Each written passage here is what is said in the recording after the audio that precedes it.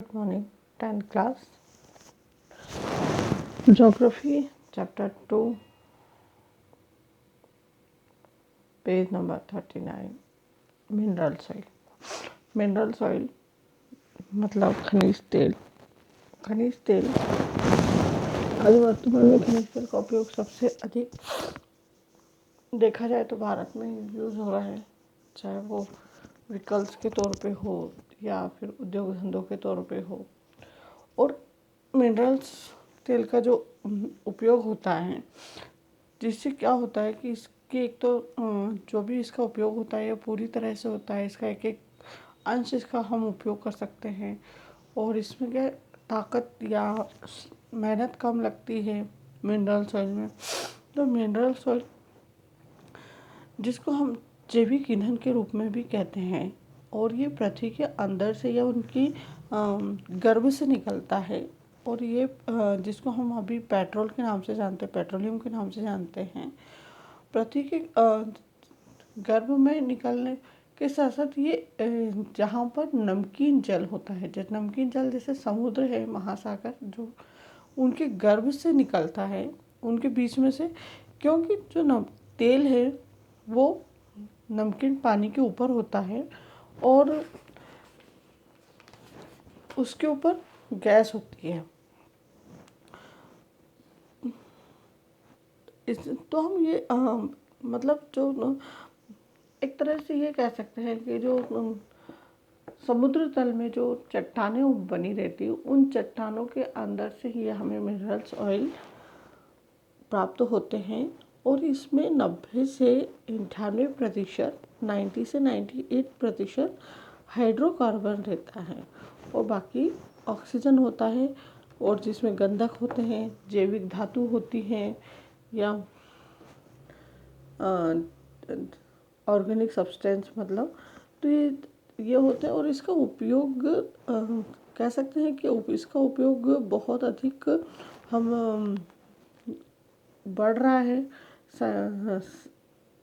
Science में, technology में हम देखें तो इसका टेक्नोलॉजी की तरफ साइंटिफिक रीज़न कि इसका यूज़ हम फ्यूल के तौर पे जो करते हैं, तो डीजल है. डीजल का अपन जितनी भी गाड़ियाँ आजकल जितनी भी गाड़ियाँ निकल रही, सब डीजल की निकल रही हैं. और पेट्रोल है, मिट्टी का तेल है. तो ये सब क्योंकि इनसे हमें ऊष्मा या गर्मी अच्छी मिल जाती है, इससे प्रकाश अच्छा मिल जाता है. जैसे कोयले से हमें कोयला ले लो या और भी कोई चीज़ ले लो, तो हमें ऊष्मा मिलती है, परंतु उसके साथ साथ कुछ अवशेष भी देखने को मिलते हैं. तो ये जो मिनरल्स होते हैं, इनमें कोई अवशेष नहीं बचते और पूरी तरह से इनका उपयोग होता है. और ये बहुत आसान तरीके से चलाए जा सकते हैं, इसलिए इसका उपयोग दिन पे दिन बढ़ता जा रहा है. अभी खनिज तेल या जो मिनरल्स ऑयल है, ये कहाँ कहाँ मिलते हैं. Minerals oil प्रोडक्टिंग area of India, जो भारत में देखा जाए तो खनिज तेल 1890 से लेके 1899 तक जो असम राज्य में इसका उत्पादन प्रारंभ हुआ था.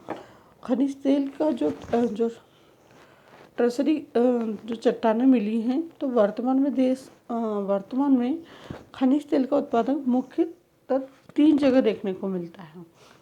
पहला है आसाम ऑयल फील्ड्स, मतलब आसाम तेल क्षेत्र, जहाँ पर आसाम में मिलता है.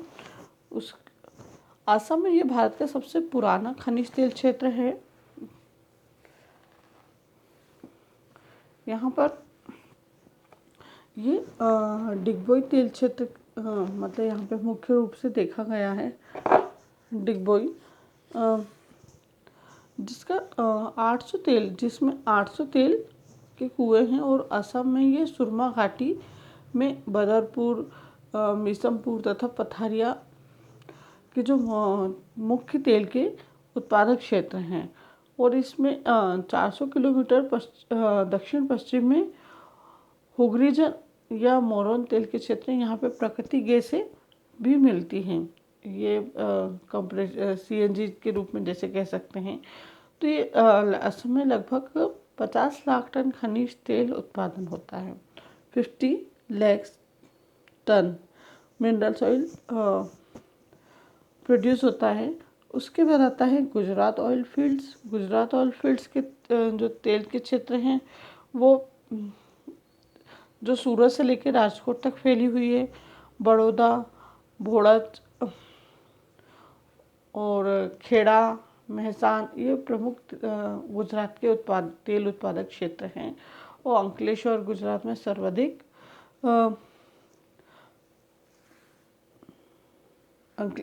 यहाँ पर सबसे ज़्यादा तेल का उत्पादन होता है। और खंबात की खाड़ी के जो पास जो तेल के क्षेत्र हैं वो लूनेज कहलाते हैं, है ना।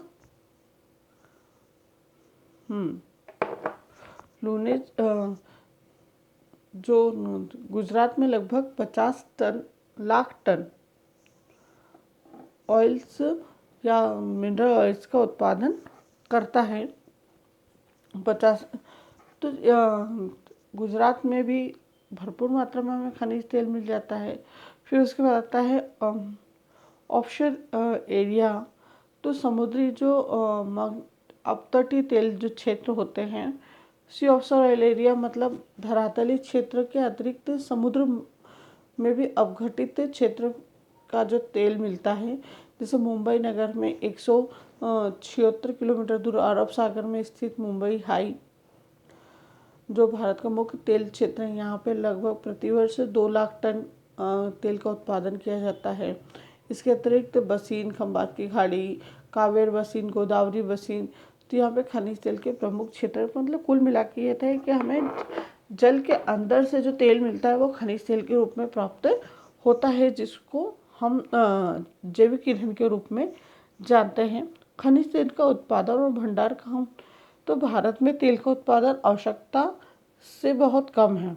मतलब जितनी आवश्यकता है उसका भी उत्पादन बहुत कम है, जिसके कारण हमें अंतर्राष्ट्रीय स्तर पर उसको मंगाना पड़ता है विदेशों से। तो स्वतंत्रता के बाद जब देश में देखा जाए तो खनिज तेल का जो उत्पादन निरंतर प्रगति हुई है, मतलब इसको और लगातार बढ़ रहा है। फिर भी इसकी आवश्यकता केवल 30% ही हो पाती है। मतलब जो भारत में जो तेल निकलता है उसका हम 30% ही हमको प्राप्त हो पाता है। 70% हम अंतर्राष्ट्रीय स्तर पर मंगाते हैं। तो घरेलू सिर्फ ये जो 30% जो होता है ये घरेलू उत्पादन के लिए पूर्ति करता है। शेष जो आपूर्ति आयात पर निर्भर है, जैसे मैंने बताया कि विदेशों से। अंतर्राष्ट्रीय स्तर पर हम भारत के तेल का जो भंडार है 620 करोड़ टन का है जो, तो हमें ये इसको बाहर से मंगाना पड़ता है। उसके बाद आता है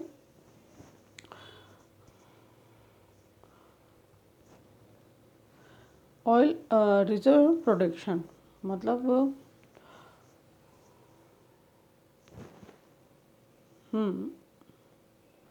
जो सॉरी ये अभी अपन ने जो प्रोडक्शन पढ़ा, तो ऑयल रिफाइनरी जो इंडिया में है वो जैसे डिगबोई असम में है, बरौनी बिहार में है, हल्दिया पश्चिम बंगाल में है। तो ये जो चार्ट देख रहे हैं, तो यहाँ पर ये जो तेल की शोधकशाला है, मतलब यहाँ पे उसको शोध करा जाता है कि कैसा तेल उपयोगी है।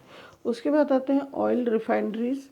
ऑयल रिफाइनरीज में देखते हैं कि जब हमें भारत आज़ाद हुआ था तो उसकी मात्र एकमात्र तेल शोधकशाला डिगबोई में थी, जो वर्तमान देश में अभी 19 तेल शोधन नहीं, मतलब जो अभी और भी नई प्रयोगशालाएं बन गई हैं। ये इंग्लिश मीडियम में 70 दे रखी हैं और इसके साथ में एक और जुड़ गया है मध्य प्रदेश में बीना। ये अभी आपके इसमें एमपी का नहीं जुड़ा है, तो इसमें एमपी का भी जोड़ लेना, बीना, जहाँ पे भारत की तेल शोधाएँ शामिल की गई हैं। तो इसके साथ साथ जो ऑयल रिफाइनरीज है ये डिगबोई में सबसे पहले हुई थी भारत स्वतंत्र होने के, और वर्तमान में 19 तेल शोधन संस्थाएं हैं या जिसका अधिकांश क्षेत्र संयुक्त क्षेत्र या निजी क्षेत्र में ही होता है।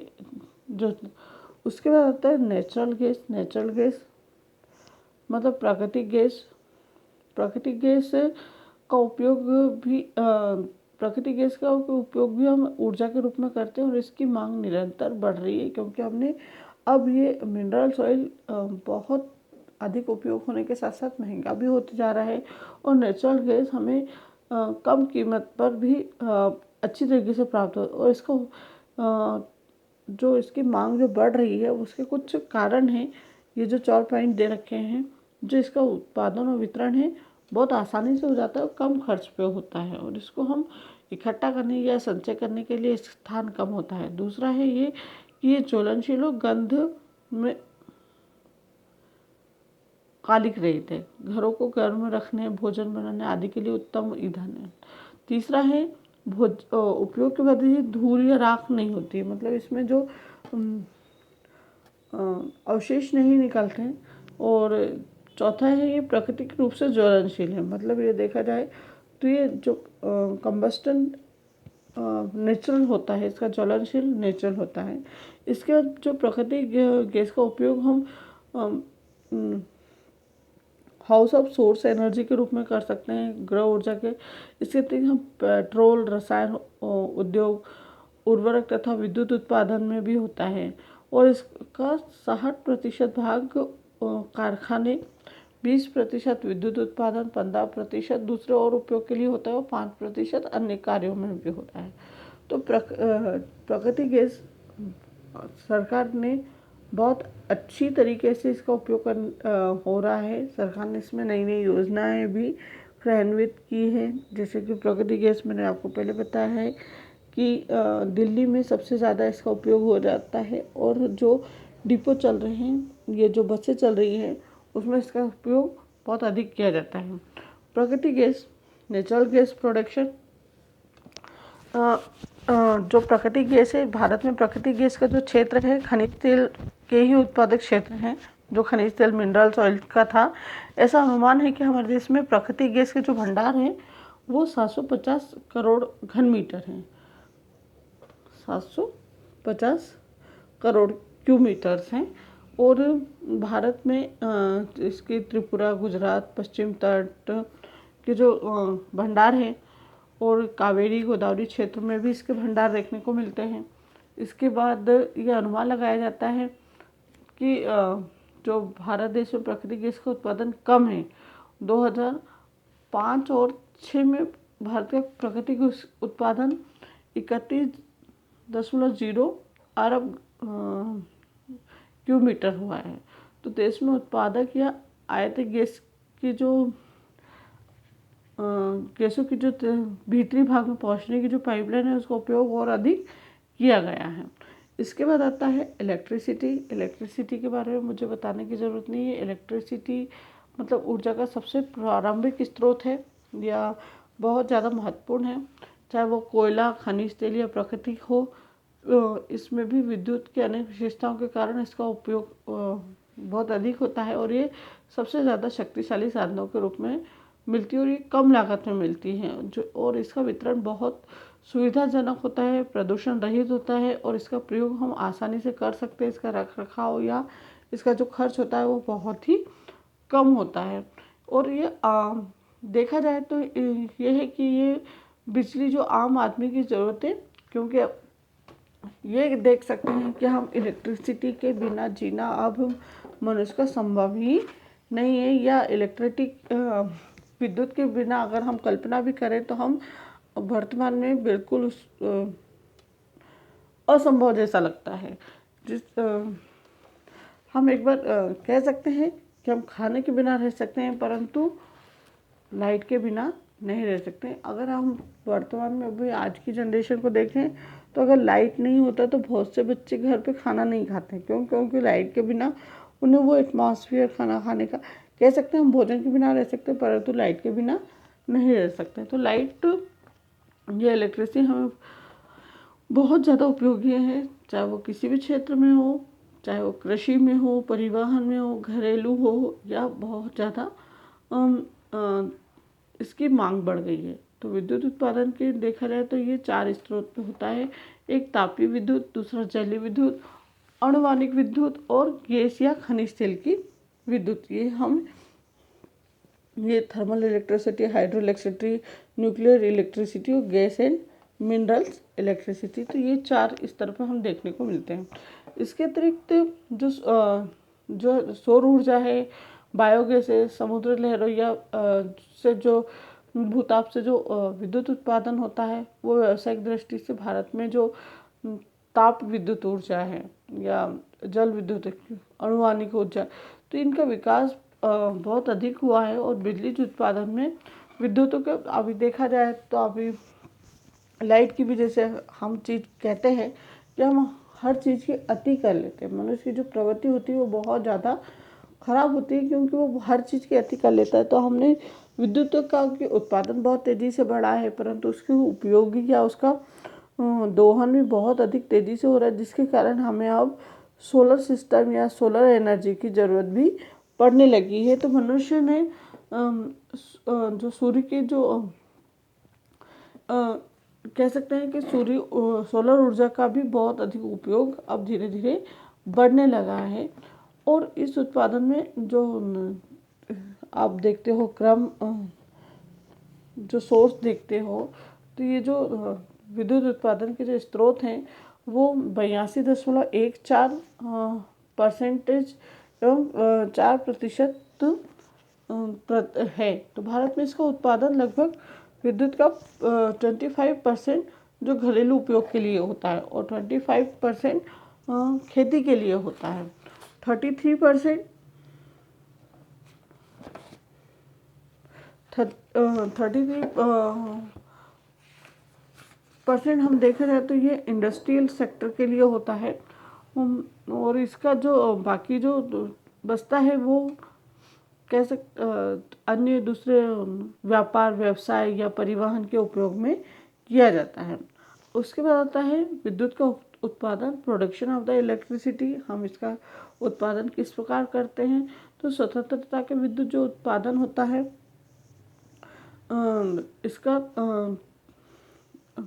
जो भारत में बहुत तेज़ी से हुआ है। और भारत में जो ताप विद्युत है, मुख्यतः जैसे कोयला है, गैस है, तो ये हमें शुरू से ही प्राप्त था। तो प्रारंभ में जब हम इसका जल विद्युत का उत्पादन लगभग तापीय विद्युत के ही बराबर है, मतलब जो उस जनरेटर जो एनर्जी मिलती है।